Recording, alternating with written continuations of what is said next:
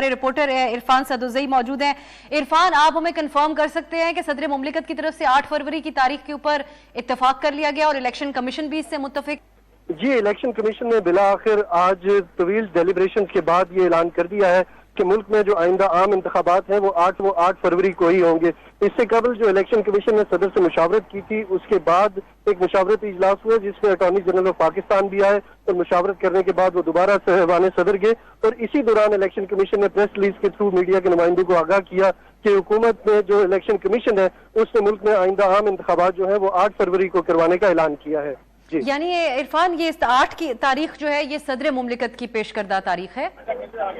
دیکھیں، بنیادی طور پہ الیکشن کمیشن کا جو وقت گیا تھا جس میں 4 کمیشن کے ممبران اور چیف الیکشن کمشنر جس کی صدارت کر رہے تھے، اس میں انہوں نے 3 تاریخیں تجویز کرنی تھی، اور 4 تاریخ کے پہلے ہی اور 11 تاریخ کے دونوں تاریخیں سپریم کورٹ میں دے چکے تھے۔ تیسری تاریخ انہوں نے بتائی نہیں تھی کہ کیا تاریخ ان کے سامنے رکھیں گے۔ یہ تینوں تاریخیں ہم یہ یقین سے کہہ سکتے ہیں کہ یہ بھی الیکشن کمیشن نے ہی تاریخ ان میں سے سامنے رکھی ہوگی، اور اسی تاریخ کے اوپر صدر مملکت نے اتفاق کیا ہے، اور بالآخر الیکشن کمیشن نے باہمی مشاورت سے اس تاریخ کا اعلان کیا ہے۔ اچھا عرفان، ایک اور چیز بتائے گا، کچھ خبریں متضاد تھیں کہ ڈیڈ لاک کی سی صورتحال تھی، گیون جو بیک گراؤنڈ رہا ان صورتحال کا کہ پہلے کس طرح چیف الیکشن کمشنر صدر مملکت کو کسی صورت یہ اختیار نہیں سمجھتے تھے ان کے پاس ہے کہ ان کے ساتھ ملاقات بھی وہ کرنے کے قابل بھی ان کو وہ سمجھیں، لیکن آج ان کو جانا پڑا۔ آپ کو ایک ایسی صورتحال بھی گرما گرمی کی نظر آئی یا آپ کو خبر ملی کہ ڈیڈ لاک کی صورتحال بنی باقاعدہ طور پہ؟